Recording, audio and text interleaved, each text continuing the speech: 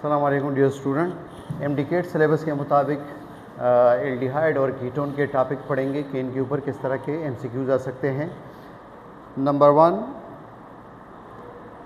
The general formula of aldehyde is. Aldehyde का general formula carbonyl group के एक side के पर अल्काइल ग्रुप और दूसरे साइड पर हाइड्रोजन लगा होगा, लेकिन इनको कंबाइनली इस तरह लिखते हैं कि RCHO। तो इस ऑक्सीजन का ये मतलब नहीं है कि ये हाइड्रोजन के साथ इस तरह बॉन्डेड है, बल्कि ये इस तरह कार्बोनाइल ऑक्सीजन होगा। कार्बन डबल बॉन्ड ऑक्सीजन इस फॉर्म में मौजूद होता है। हमारे पास फॉर्मल्डिहाइड एक्सेप्शनल केस हैं जिसके दोनों साइड पर हाइड्रोजन लगे होते हैं, इनको भी एल्डिहाइड फैमिली में शामिल किया जाता है। वैसे जनरली फार्मूला ये है कि एक साइड पर अल्काइल होना चाहिए, लेकिन फॉर्मल्डिहाइड में दोनों साइड पर हाइड्रोजन मौजूद है। तो बी नंबर ऑप्शन ये एल्डिहाइड का जनरल फार्मूला है। पास्ट में कीटोन मौजूद है और ये आपके पास कार्बोक्सिलिक एसिड और ये अल्कोहल। तो फंक्शनल ग्रुप लाजिमी जो है याद रखें। सेकंड है the IUPAC name of CH3CHO। General तरीक़ाकार ये है IUPAC का कि जब भी हम नामनक्लेचर करते हैं तो अल्केन का ई स्किप करके यहाँ पर AL लगाते हैं। हाँ, क्योंकि दो कंसेक्टिव वावल जो है नहीं आ सकते। अगर दो एल्डिहाइड फंक्शनल ग्रुप मौजूद हो तो फिर हम डाई एल इस तरह लगाएंगे तो डाई ई और ए के बीच में आएगा, तो फिर जो है स्किप नहीं करेंगे। अब यहाँ पर दो कार्बन है, दो कार्बन को ईथेन कहा जाता है। ईथेन का ई स्किप करके यहाँ पर AL लगा देंगे तो ये हुआ इथेनॉल। इनके अलावा अगर ये एक कार्बन होता, ये भी जो यहाँ पर लिखा है ये वाला गलत है, ये भी इथेनॉल है। अगर ये एक ही कार्बन होता तो फिर जो है इनको मीथेनॉल, यानी इस तरह अगर जो फॉर्मल्डिहाइड है इनको मीथेनॉल, ये इनका नाम है। इनको ये वाला जो मेंशन है ये है इथेनॉल। इसी तरह जो लॉन्गेस्ट चेन सेलेक्ट करना है, ये फर्स्ट कार्बन, ये 2, 3, 4, 5, तो इनको कहेंगे पेंटेनॉल। इसी तरह ये 6 कार्बन है total along with aldehyde family का जो कार्बोनाइल जो कार्बन है 1 और 4, यहाँ पर बीच में CH2 और ये 6 नंबर। तो ये पास्ट 4 बीच में है, तो और दो एल्डिहाइड ग्रुप अपोजिट एंड पर मौजूद है, तो टोटल 6 कार्बन है।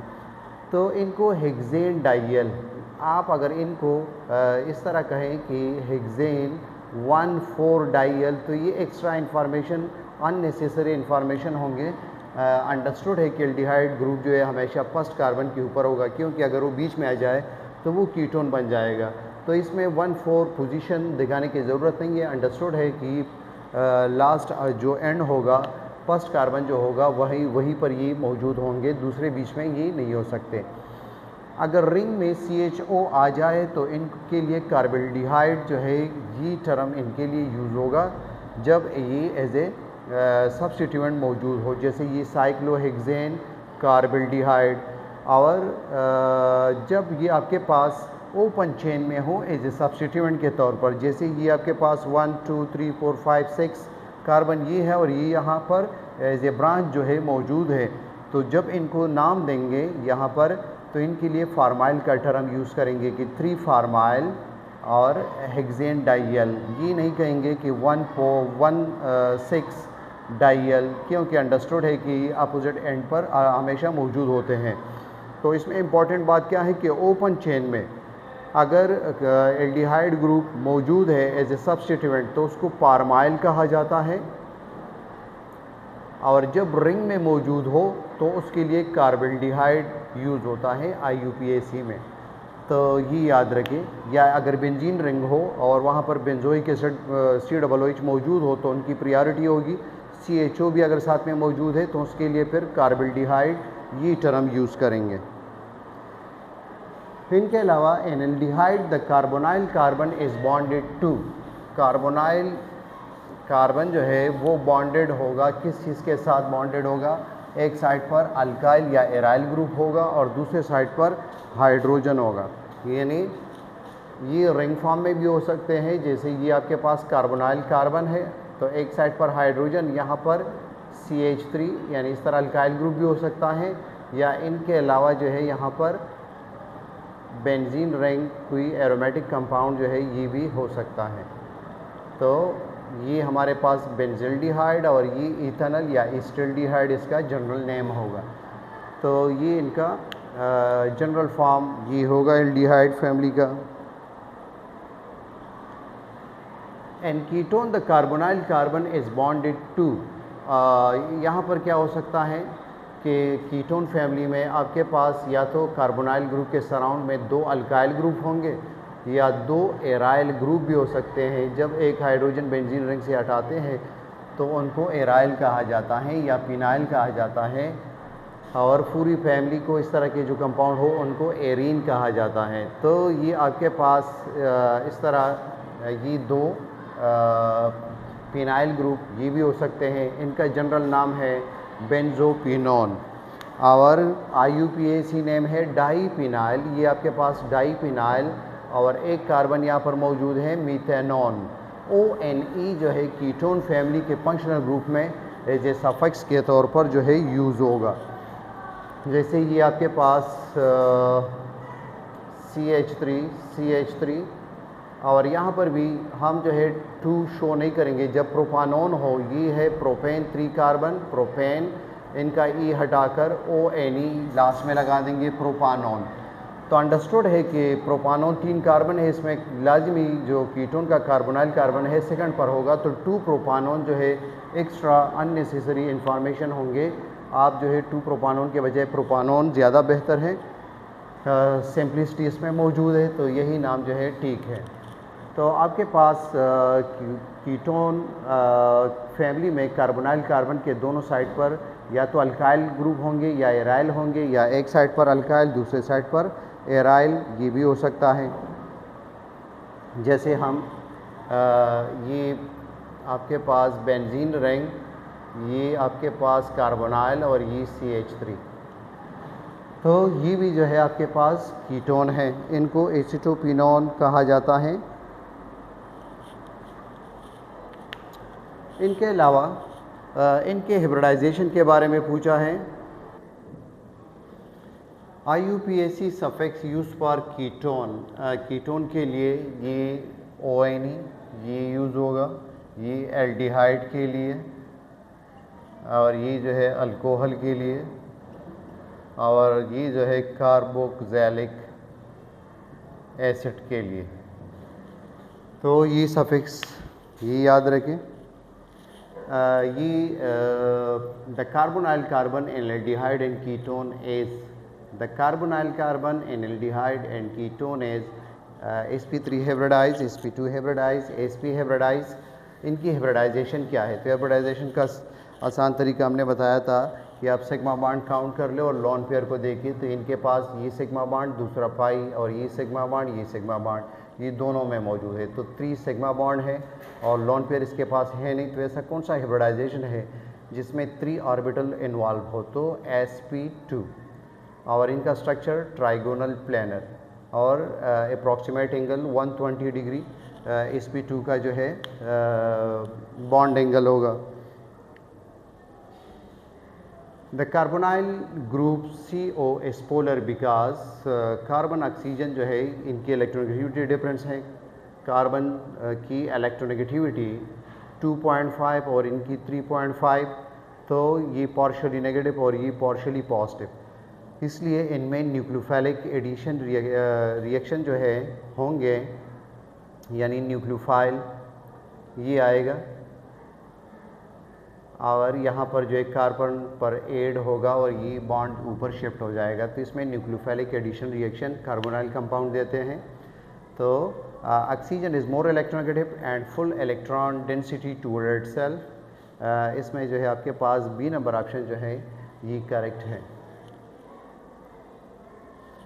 फिर है द सिंपलेस्ट कीटोन इज, तो सब सिंपलेस्ट कीटोन का मतलब कि कीटोन का फर्स्ट मेंबर कौन है? तो आपके पास ये CH3 कार्बोनाइल CH3 यानी प्रोपानोन या एसीटोन, ये फर्स्ट मेंबर है। और ये अगर ये एल्डिहाइड के बारे में पूछते तो हमने पहले स्लाइड पर आपको बताया कि फॉर्मल्डिहाइड, ये एल्डिहाइड का फर्स्ट मेंबर या सिंपलेस्ट एल्डिहाइड होगा।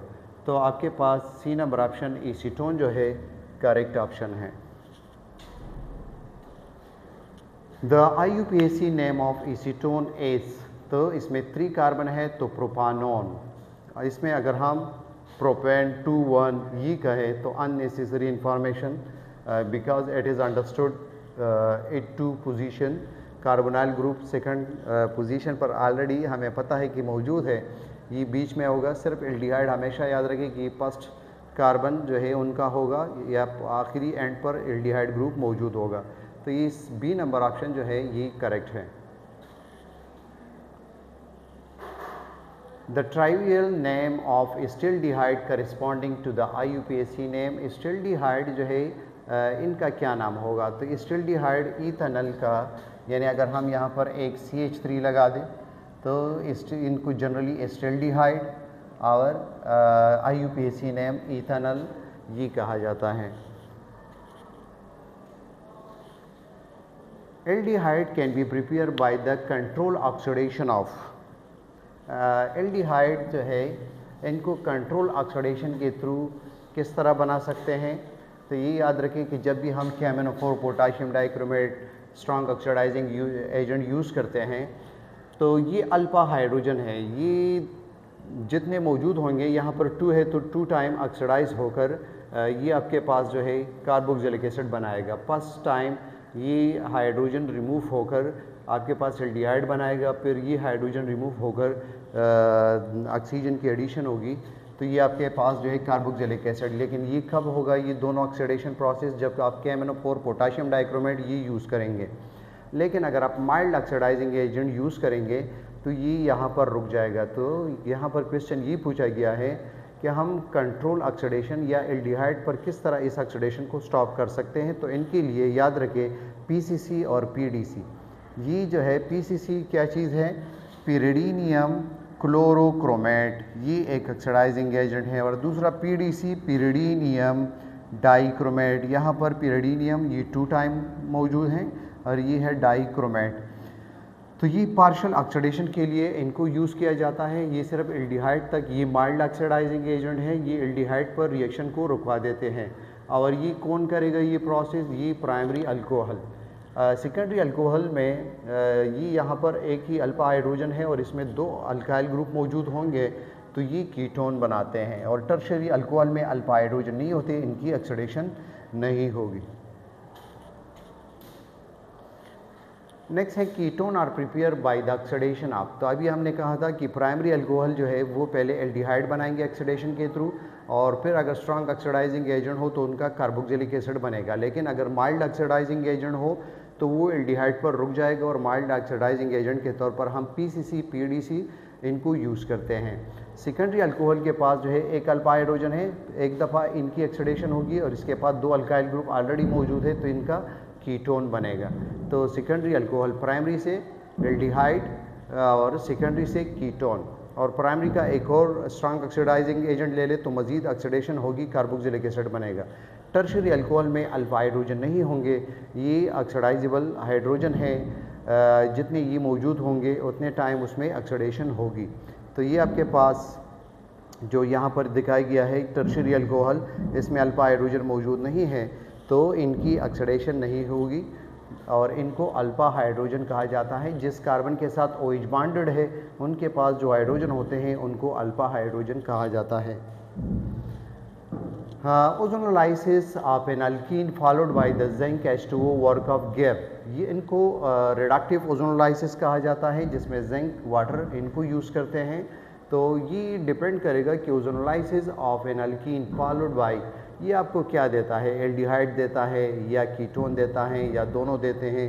तो ये डिपेंड करेगा कि डबल बॉन्ड के सराउंड में आपके पास जो है कौन से सब्स्टिट्यूएंट लगे हैं। सपोज़ यहाँ पर अगर ये CH3 और यहाँ पर हाइड्रोजन CH3 ये लगा है तो सैंपल आप इस तरह कर सकते हैं कि ओजोन के जो 3 ऑक्सीजन हैं आप एक ऑक्सीजन यहाँ पर बना दें इनके साथ, तो ये प्रोपानॉन ये कीटोन फैमिली का मेंबर बन जाएगा और एक डबल बॉन्ड यहाँ इनके साथ ऑक्सीजन लगा दें और जो आपके पास जो थर्ड ऑक्सीजन होगा वो फिर जिंक के साथ मिलकर जिंक ऑक्साइड ये बनाएगा। तो इसलिए इनको रिडक्टिव ओजोनोलाइसिस कहा जाता है। मैकेनिज़्म में आप देखेंगे उसमें मोलनोजाइड और ओजोनाइड जो है स्ट्रक्चर बनते हैं साइक्लिक। तो यहाँ पर आप सैम्पल प्रोडक्ट इस तरह प्रेडिक्ट कर सकते हैं कि जहाँ पर डबल बॉन्ड मौजूद हो, आप ओजोन का एक ऑक्सीजन एक कार्बन को दे दें और दूसरा दूसरे को, और तीसरा जो है जिंक के साथ पर मिल जाएगा। तो यहाँ पर सिर्फ जो है कीटोन और एल्डिहाइड फैमिली के मेंबर बनते हैं। लेकिन अगर इनको हम इस तरह दिखा दें कि यहाँ पर सपोज़ हाइड्रोजन हो, तो अगर हम यहाँ पर एक ऑक्सीजन और यहाँ पर एक ऑक्सीजन लगा दें तो ये दोनों जो है फॉर्मेल्डिहाइड के 2 मॉलिक्यूल बन जाएंगे। तो आपके पास बी नंबर ऑप्शन एल्डिहाइड भी बन सकता है और कीटोन भी, दोनों भी बन सकते हैं, यानी या तो सिर्फ एल्डिहाइड बनेंगे या सिर्फ कीटोन बनेंगे। तो ये डिपेंड करेगा कि यहाँ डबल बॉन्ड के सराउंड में अल्काइल लगे हैं या हाइड्रोजन लगे हैं या दोनों मौजूद हैं, तो उसी के ऊपर डिपेंड होगा कि कौन सा प्रोडक्ट बनेगा। इनके अलावा Rosenmund reduction convert an acid chloride N2। Acid chloride क्या है आपके पास कि ये जो कार्बोक्सिलिक एसिड का OH हटाकर यहाँ पर Cl रखते हैं, इनको एसिड क्लोराइड जनरली कहा जाता है। ये एसिड क्लोराइड पैलेडियम के मौजूदगी में और बेरियम सल्फेट जो है इनको सपोर्ट करता है। पाउडर फॉर्म में इनको लेते हैं तो नंबर 1 ये पैलेडियम इनके साथ कोवेलेंट बॉन्ड बनाता है और ये कोवेलेंट बॉन्ड जो है सिर्फ यही कैटालाइटिक साइकिल तक महदूद होगा, बाद में ये ब्रेक हो जाएगा, ये निकल जाएगा और इसमें हाइड्रोजन की एडिशन होगी। ये आपके पास जो है ये रिडक्शन प्रोसेस जो है ये हमें एल्डिहाइड कंपाउंड जो है देते हैं। तो Rosenmund reduction convert an acid chloride N2 aldehyde. तो ये याद रखिए इसमें कि इसमें क्लोरीन हटाना है, एक हाइड्रोजन जो हम यूज़ करते हैं इनके साथ मिलेगा और दूसरा यहाँ पर अटैच हो जाएगा, तो इससे एल्डिहाइड फैमिली के कंपाउंड बनेंगे। And Rosenmund reduction the catalyst is poison to prevent. अगर हम इनकी फर्दर ऑक्सीडेशन रुकवाना चाहते हैं तो कैटलिस्ट को यहाँ पर किस तरह पॉइजन किया जाता है, तो यहाँ पर क्वेनोलिन और सल्फर को यूज़ करते हैं। जिस तरह लैंडलर कैटलिस्ट में हम क्वेनोलिन वहाँ पर यूज़ करते हैं, यहाँ पर क्वेनोलिन और सल्फर इनको यूज़ किया जाता है। और इनके अलावा जो हाइड्रोजनेशन अगर हम मॉलिक्यूलर फॉर्म में यूज़ करते हैं और हाइड्रोजन की एडिशन करते हैं तो ये हमारे पास जो है हाइड्रोजनेशन का नाम टर्म देते हैं और पाई बॉन्ड के ऊपर जो है इनकी एडिशन होगी। हाइड्रोजनेशन और रिडक्शन एक ब्रॉड टर्म है। हाइड्रोजनेशन में भी रिडक्शन जो है होगी, लेकिन डिफरेंस क्या होगा, हम हाइड्रोजनेशन का टर्म कब यूज़ करेंगे, जब आपके पास पाई बॉन्ड ब्रेक होकर वहाँ पर हाइड्रोजन मॉलिक्यूल आपने ऑलरेडी लिया होगा और वो हाइड्रोजन मॉलिक्यूल ब्रेक होकर पाई बॉन्ड के जगह पर जो है ऐड हो जाए मल्टीपल बॉन्ड के ऊपर, डबल बॉन्ड ट्रिपल बॉन्ड जहाँ पर मौजूद हो, तो हम हाइड्रोजनेशन का टर्म यूज़ करते हैं। रिडक्शन के लिए जब हम lithium aluminium hydride, sodium borohydride, इनको रिडक्शन के तौर पर यूज़ किया जाता है। Lithium aluminium hydride, sodium borohydride, तो ये कंपाउंड जो है हमें हाइड्राइड प्रोवाइड करते हैं। यहाँ पर हम रिडक्शन का टर्म यूज़ करते हैं और जब हम H2 फॉर्म में हाइड्रोजन को लेते हैं और पाई बॉन्ड के ऊपर इनकी एडिशन हो तो फिर जो है इनके लिए हम हाइड्रोजनेशन का टर्म यूज़ करेंगे। ये दोनों में जो है डिफरेंस होगा। तो यहाँ पर क्वेश्चन ये है कि further reduction of aldehyde to alcohol, इनको हम किस तरह रुकवा सकते हैं। तो यहाँ पर भी जो पैलेडियम है उनको पॉइजन किया जाता है, उनकी कैटालाइटिक जो एक्टिविटी है उनको कम किया जाता है। किस चीज़ के ज़रिए, क्वेनोलिन और सल्फर को मिलाकर इनके साथ मिक्स किया जाता है, इनके सरफेस पर अप्लाई किया जाता है। Ketone can be prepare from the nitrile bye treatment with, हम कीटोन किस तरह बना सकते हैं नाइट्राइल से, बाय द ट्रीटमेंट ऑफ क्या। तो यहाँ पर हम ये है nitrile, carbon triple bond nitrogen, इसको नाइट्राइल, इनऑर्गेनिक में साइनाइड का नाम देते हैं। तो ये है ग्रिग्नार्ड रिएजेंट। ग्रिग्नार्ड रिएजेंट यहाँ पर पिनाइल ग्रुप मौजूद हैं, एराइल ग्रुप मौजूद हैं, इनके जगह पर आप CH3 भी ले सकते हैं। और अल्काइल मैग्नीशियम हैलाइड का जो है मेन फंक्शन क्या है कि ये जो है अल्काइल ग्रुप प्रोवाइड करते हैं। और ये नेगेटिव फॉर्म में है, इनकी निस्बत मैग्नीशियम के निस्बत इनकी इलेक्ट्रोनेगेटिविटी ज़्यादा है, तो ये यहाँ पर इस कार्बन के ऊपर जो है अटैक करेंगे। तो ये आपके पास न्यूक्लियोफिलिक कार्बन होगा, वो इलेक्ट्रोफिलिक सेंटर होगा। तो यहाँ पर आपके पास ये स्ट्रक्चर आ जाएगा। यहाँ पर C6H5 मेंशन है, ओरिजिनल जो एग्जांपल है यहाँ पर, तो ये C6H5 ये आ जाएगा और ये डबल बॉन्ड के साथ जो नेगेटिव चार्ज होगा मैग्नीशियम ब्रोमाइड इनके साथ बॉन्डेड होंगे, तो आपके पास ये स्ट्रक्चर बनेगा। जब इनकी हाइड्रोलाइसिस होगी या वाटर एसिड जब लेंगे और इसमें H और OH की एडिशन होगी, तो उससे हमारे पास जो है दोनों साइड पर ये कार्बन ये एक साइड पर एराइल और दूसरे साइड पर अल्काइल लगे हैं, तो इससे कीटोन फैमिली का जो है कंपाउंड बन रहा है। तो ये याद रखें कि कीटोन प्रिपरेशन का एक तरीका ये है कि आप नाइट्राइल की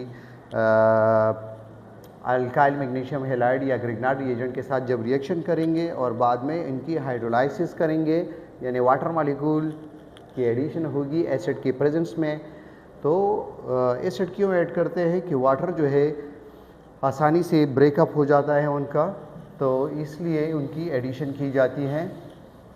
तो इससे आपके पास कीटोन फैमिली का कंपाउंड बनेगा। इनके अलावा Friedel-Crafts acylation of benzene with N acid chloride and aluminium chloride gap. जब आप Friedel-Crafts एसाइलेशन करते हैं, एसाइलेशन क्या है कि ये आपके पास एसिड क्लोराइड है, इससे जब ये क्लोरीन हटाएंगे, किस तरह हटाएंगे कि आप जब AlCl3 इनको यूज़ करेंगे, लीवियस एसिड को यूज़ करेंगे, तो ये क्लोराइड इनके साथ कोऑर्डिनेट कोवेलेंट बॉन्ड बनाएगा, यहाँ पर पॉजिटिव चार्ज आएगा। इस चीज़ को एसिलियम आयन कहा जाता है। ये एक इलेक्ट्रोफाइल की फॉर्मेशन हुई और यहाँ पर जो डबल बॉन्ड होगा पाई बॉन्ड वो यहाँ पर अटैक करेगा और इनके साथ ये बॉन्डेड हो जाएगा। तो इस प्रोडक्ट को देखिए, कार्बोनाइल के एक साइड पर भी कार्बन यानी अल्काइल ग्रुप और दूसरे साइड पर एराइल मौजूद है, तो ये भी कीटोन फैमिली का जो है मेंबर हैं। तो हमारे पास aromatic ketone, B number option, इनको एरोमेटिक कीटोन कहेंगे, और अगर यहाँ पर भी अल्काइल ग्रुप होता तो इनको एलिपैटिक कीटोन का नाम देंगे। इनको मिक्स कीटोन भी कह सकते हैं कि एक साइड पर अल्काइल दूसरे साइड पर एराइल मौजूद है। इनके अलावा कैटालाइटिक डिहाइड्रोजनेशन, यानी एक तो ऑक्सीडेशन का तरीक़ाकार था कि हम KMnO4 पोटाशियम डाइक्रोमेट उनको यूज़ करके अल्कोहल से एल्डिहाइड से कार्बोक्सिलिक एसिड बनाएं। दूसरा यानी हम ऑक्सीजन के थ्रू उनको रिमूव करवाते हैं और लास्ट में स्टेज में ऑक्सीजन की एडिशन होती है। यहाँ पर हम सिर्फ जो है इससे हाइड्रोजन रिमूव करवाते हैं। तो रेड हॉट कॉपर ये लेते हैं और 573 केल्विन ये टेम्परेचर होगा, तो हम प्राइमरी अल्कोहल से एल्डिहाइड बना सकते हैं। इसी तरह जो सेकेंडरी होगा उससे जो है कीटोन बनेगा। तो ये डिहाइड्रोजनेशन का तरीक़ाकार हैं, और वहाँ पर जो तरीका था वो ऑक्सीडेशन का था कि जब हम KMnO4 पोटाशियम डाइक्रोमेट उनको यूज़ करते हैं, और जब अल्कोहल की ऑक्सीडेशन हम रुकवाते हैं एल्डिहाइड पर, तो उसके लिए जिक्र किया था कि PCC या PDC उनको यूज़ किया जाता है। तो catalytic dehydrogenation of primary alcohol और हॉट कॉपर, तो प्राइमरी वाला आपके पास जो है ये एल्डिहाइड देगा। ये पॉइंट याद रखें, ये कॉपर के थ्रू सिर्फ हाइड्रोजन रिमूव करना है। अगर ये सेकेंडरी अल्कोहल होता तो ये आपके पास कीटोन ये बनाता, और अगर ये आपके पास टर्शियरी अल्कोहल होता तो मार्कोनी का रूल के मुताबिक आप इससे जो है एलिमिनेशन करते और ये आपके पास अल्कीन फैमिली का जो है कंपाउंड बनता। ये तीनों बातें याद रखें कि जब भी आप डिहाइड्रोजनेशन करेंगे प्राइमरी अल्कोहल की, तो एल्डिहाइड, सेकेंडरी का कीटोन और टर्शियरी जो है अल्कीन फैमिली का कंपाउंड देगा। यहाँ पर ये मार्कोनी का मैंने टर्म यूज़ किया सेट-एज़-इफ रूल को देखेंगे कि कौन सा कहाँ से आपसे जो है ये हाइड्रोजन रिमूव करना है। तो जहाँ पे जिस कार्बन के पास हाइड्रोजन कम हो वहाँ से हाइड्रोजन रिमूव करेंगे। अगर सबके पास बराबर हो तो आपके ऊपर है, आप जो भी प्रोडक्ट उससे बनाएं।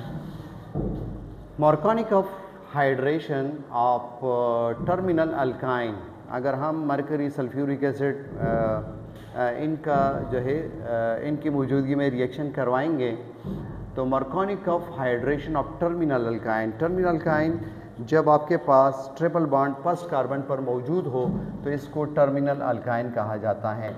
तो ये आपको जो है कौन सा प्रोडक्ट देगा, तो ये कीटोन का प्रोडक्ट देगा।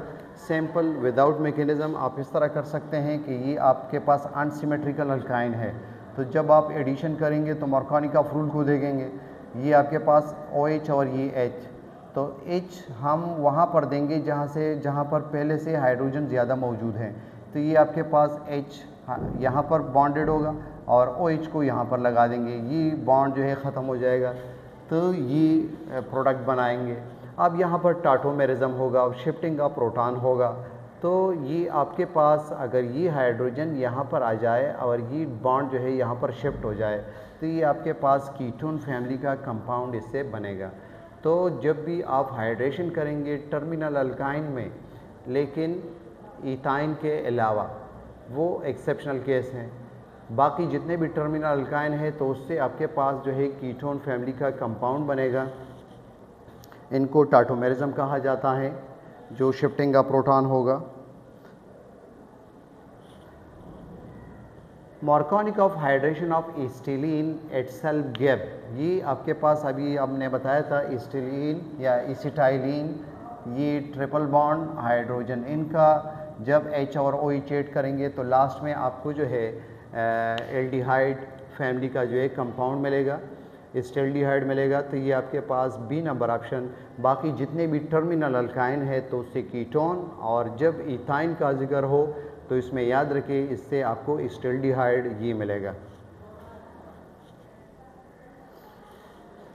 Dry distillation of calcium acetate alone gap. Dry distillation क्या है कि जब हम सॉलिड कंपाउंड को हीट अप करते हैं बग़ैर ऑक्सीजन के मौजूदगी में, या उसमें सॉल्वेंट की एडिशन की हुई उसके अलावा, यानी उसमें सॉल्वेंट की एडिशन भी नहीं होगी और एयर के गैर मौजूदगी में, ऑक्सीजन के गैर मौजूदगी में जब उनको हीट किया जाता है तो उसको कहा जाता है ड्राई डिस्टिलेशन। उससे जो वेपर बनेंगे उनको कंडेंस किया जाता है। तो dry distillation of calcium acetate alone gap, जब कैल्शियम, ये आपके पास है कैल्शियम एसीटेट, इनको हम मॉलिक्यूलर फॉर्म में इस तरह लिखते हैं कैल्शियम एसीटेट,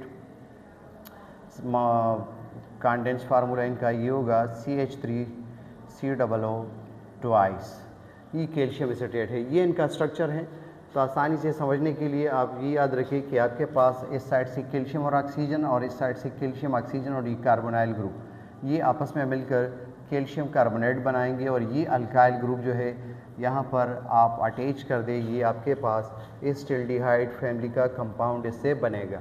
तो जब भी आप कैल्शियम एसीटेट, अगर इसके बजाय हम कैल्शियम फॉर्मेट लेंगे तो फॉर्मेल्डिहाइड मिलेगा, कैल्शियम एसीटेट लेंगे तो एस्टेल्डिहाइड मिलेगा। B नंबर ऑप्शन इसमें करेक्ट है।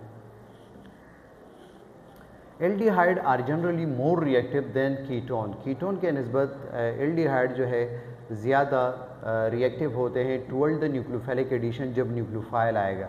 तो इनका क्या रीज़न होगा, ये आपके पास ये एल्डिहाइड, ये CH3 हाइड्रोजन, और कीटोन के लिए यहाँ पर 2 अल्काइल या एराइल ग्रुप होंगे। तो एक तो यहाँ पर स्टेरिक हिंड्रेंस होगा, ये ज़्यादा एक्सपोज हैं बनिस्बत इस कार्बन के, तो यहाँ पर न्यूक्लियोफाइल जो है मुश्किल से अटैक करेगा। अगर इनको इस तरह हम ओपन फॉर्म में दिखा दें कि यहाँ पर हाइड्रोजन मौजूद है और ये वाला जो है ज़्यादा एक्सपोज है एल्डिहाइड का, जो कार्बोनाइल कार्बन है यहाँ पर आसानी के साथ। तो एक रीज़न है स्टेरिक हिंड्रेंस, और दूसरा इनके ऊपर जो पार्शियली पॉजिटिव चार्ज दोनों के ऊपर हम दिखाते हैं, लेकिन यहाँ पर alkyl group electron donating group है, इंडक्टिव फिनोमेना के थ्रू जो है ये इलेक्ट्रॉन डेंसिटी को यहाँ पर शिफ्ट करेंगे, तो यहाँ पर ये जो चार्ज होगा ये कम होगा बनिस्बत इस अल्काइल ग्रुप के। कार्बन के ऊपर जो है यहाँ पर पार्शियली पॉजिटिव चार्ज ये ज़्यादा होगा और ये यहाँ पर कम होगा, तो यहाँ पर न्यूक्लियोफाइल तेज़ी के साथ अटैक करेगा बनिस्बत यहाँ पर।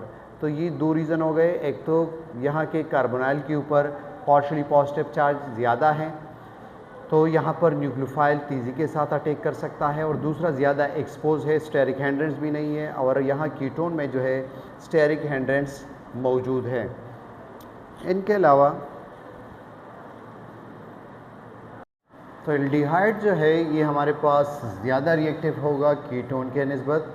जैसे हमने जिक्र किया कि यहाँ पर जो पॉजिटिव चार्ज होगा, पार्शली पॉजिटिव चार्ज, वो ज़्यादा होगा कीटोन के निस्बत।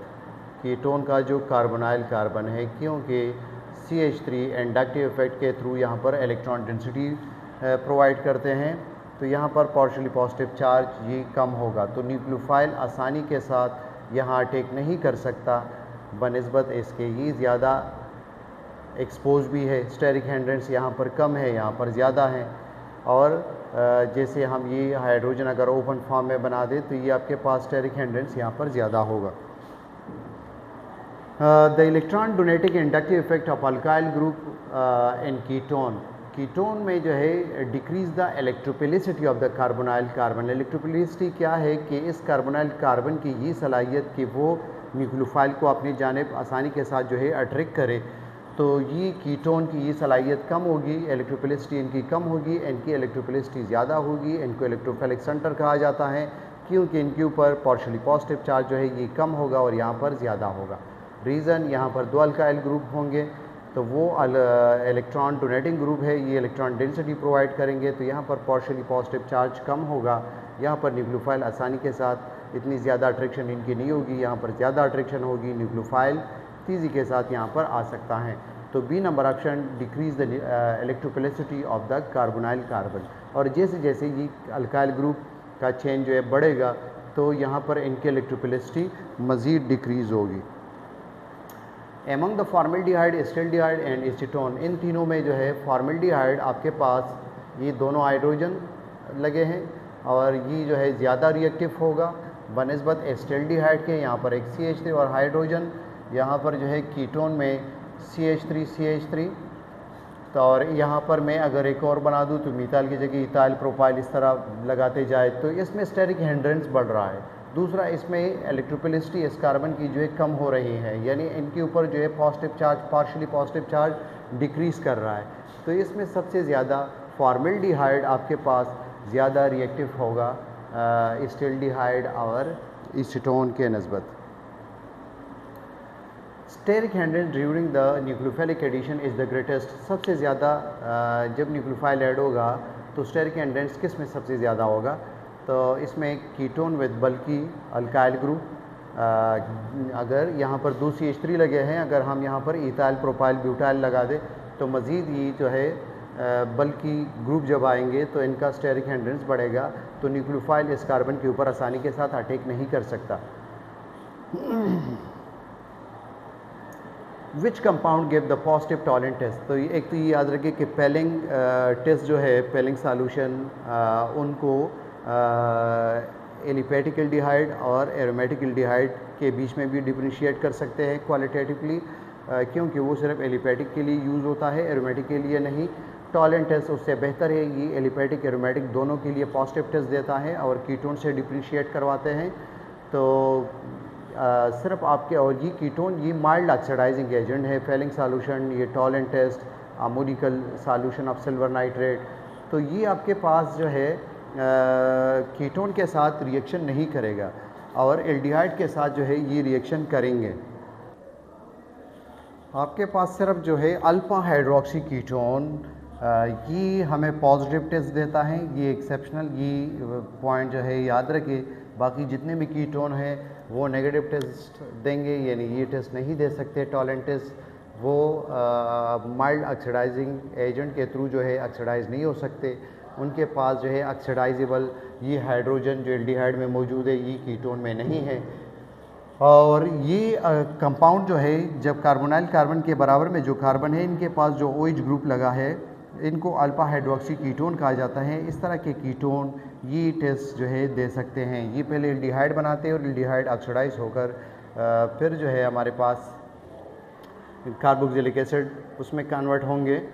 तो ये पॉजिटिव टेस्ट देते हैं। इसमें एलिमेंटल स्टेट में सिल्वर बनते हैं, तो टेस्ट ट्यूब के वॉल के ऊपर आपको जो है सिल्वर बनता हुआ नज़र आएगा।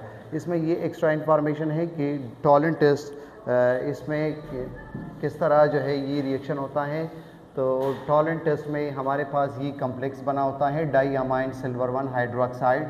ये एल्डिहाइड फैमिली के साथ रिएक्शन करके उनको कार्बोक्सिलिक एसिड फैमिली और ख़ुद जो है एलिमेंटल स्टेट में चला जाता है, +1 से रिड्यूस होकर 0 ऑक्सीडेशन स्टेट इनके ऊपर आएगा। और ये बनता कैसे हैं कि सिल्वर नाइट्रेट और सोडियम हाइड्रोक्साइड से सोडियम नाइट्रेट सिल्वर ऑक्साइड ये बनाते हैं, और सिल्वर ऑक्साइड को अमोनिया के साथ ट्रीट करवाकर ये कम्प्लेक्स बनाते हैं डाईअमाइन सिल्वर 1 हाइड्रोक्साइड। इनको टॉलिन रिएजेंट जो है कहा जाता है। तो ये कीटोन ये रिएक्शन नहीं दे सकता, ये सिर्फ जो है एल्डिहाइड देंगे। तो इस तीनों कंपाउंड चारों कंपाउंड को देखें, एसीटोन ये कीटोन फैमिली का है, एस्टल्डिहाइड ये एल्डिहाइड का है, बेंजोफिनोन ये भी कीटोन का है, डाईइथाइल कीटोन क्या है कि अल्काइल कार्बोनाइल ग्रुप एक साइड पर इथाइल ग्रुप लगा है और दूसरे साइड पर मिथाइल ग्रुप। बेंजोफिनोन आपके पास जो है क्या है कि ये आपके पास दोनों साइड पर फिनाइल ग्रुप जो है ये लगे होंगे, जिसको डाईफिनाइल मीथानोन भी कहा जाता है। तो ये आपके पास दोनों साइड पे ये फिनाइल ग्रुप। और एसीटोन ये तो आप जानते हैं कि CH3 तो एस्टल्डिहाइड ये एल्डिहाइड फैमिली का कंपाउंड है, ये टॉलन टेस्ट दे सकते हैं।